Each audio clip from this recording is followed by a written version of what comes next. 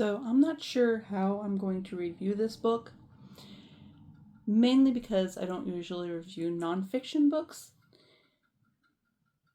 But let me start from the beginning of this book. So the table of contents has 5 acts. And the acts are the death of the monolingual beta. Act 2 is the first phase. Act 3, the second phase. Act 4, rebirth as a Hyperpolyglot Gigachad. And Act 5, magical wisdom. I'm not going to get into the jokes that are in this book because I just think that they are overdone, mainly by his channel already. I like Language Simp. It's just that I like to listen to him when I need humor that is not necessarily profound. Like, you don't have to think about it. He's just going to come up with something that you're just like, okay. He has 10 commandments in here. 10 commandments in here to, I guess, ensure, 10 commandments of language learning is what I think he's trying to say. So the first one is ensure the learning process is fun. And I agree with that. I think that if you're going to learn something, you need to have some fun doing it. Because if you don't have fun doing it, then why are you learning it? I think learning can always be fun. Always find a way to make learning fun. 2, learn one language at a time. Now, if you've never learned any other languages in your life, this is your first ever language, you're going to go in on strong. Yes, I agree. Learn one language at a time. However, that's only because this book is not for you if you already are learning more languages. If you have already learned 2-3 languages, this book is not for you.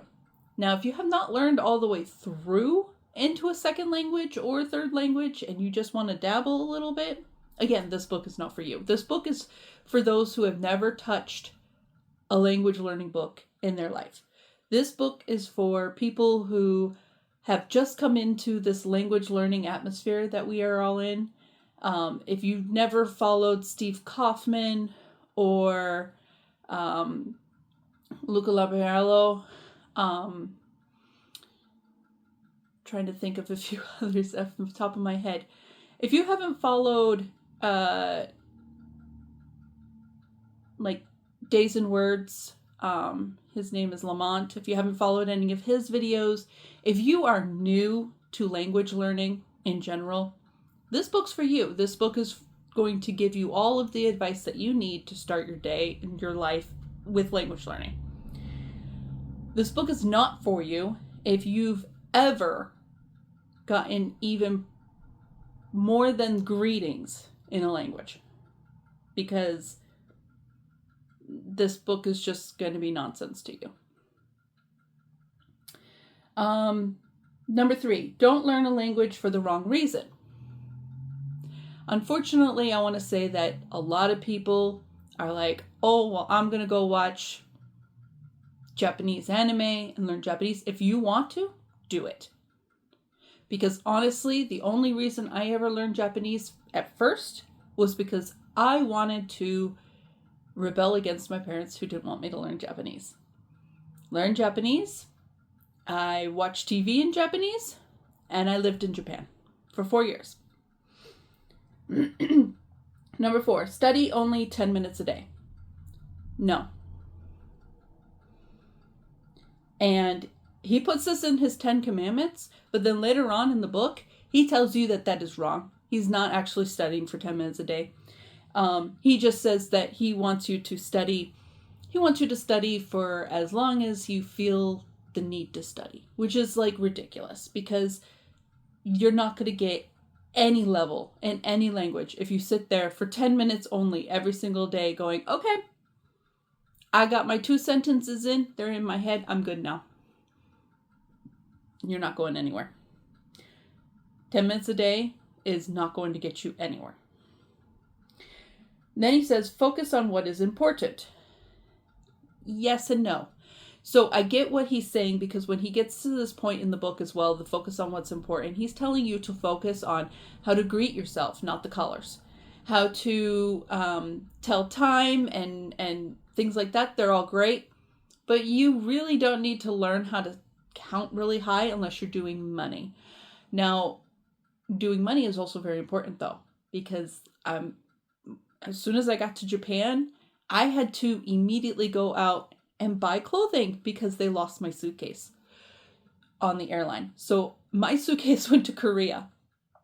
I was not in Korea.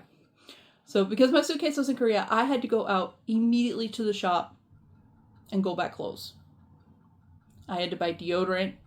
I had to buy a lot of things. And Japanese don't have really like deodorant. You have to go to certain places to get that stuff. So I had to ask around to find it. The other thing is that you want to be able to make change. They're really nice in Japan, but in some other countries, if you're learning other countries' languages, like going to Indonesia, you have to barter. When we went to Thailand, we had to barter. And if you're not careful, they will take you for a ride. So if you don't know how to barter in that language before you go. So those are the important things that you need to learn.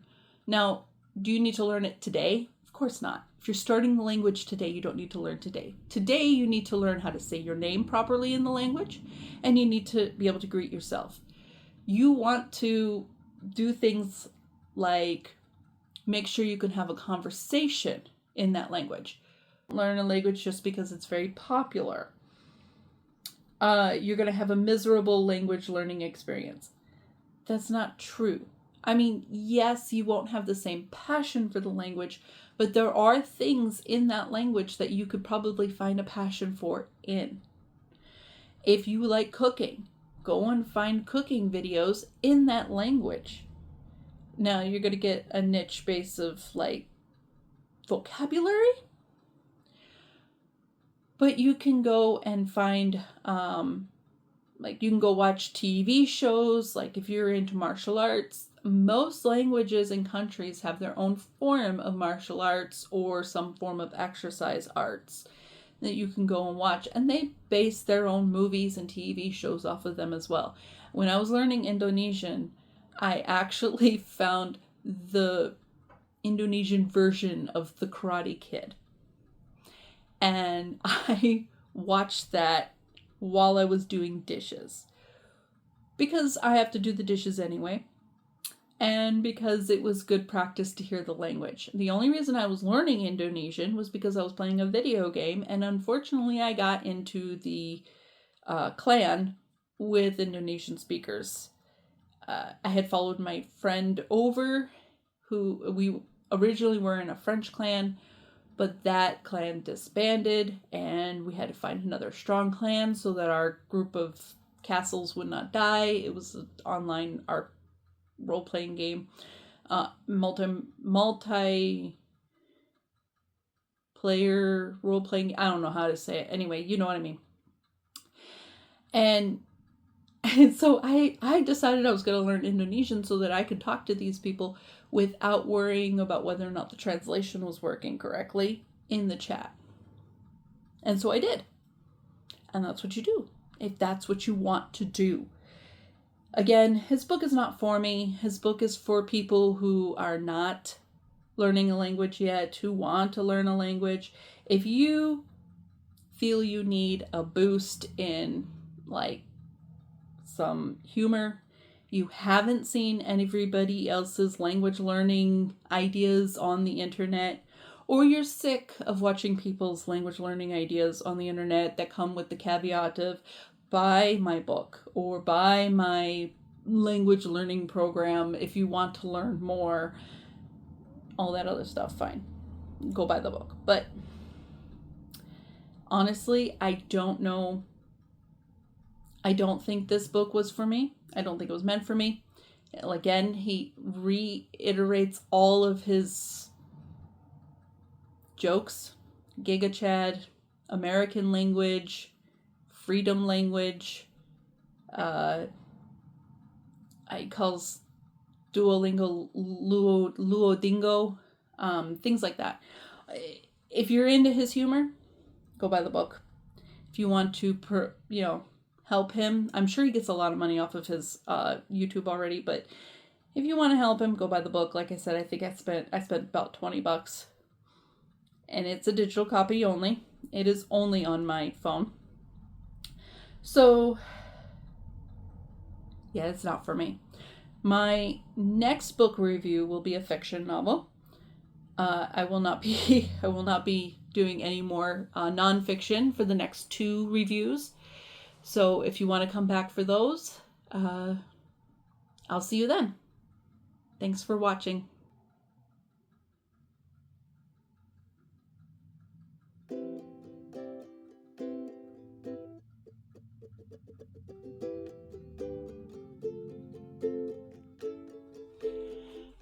So I don't know if anybody here knows this, but I'm an author, and I actually have 4 books published. You could get them from Amazon or Barnes & Noble, digital or hard copy, such as this right here.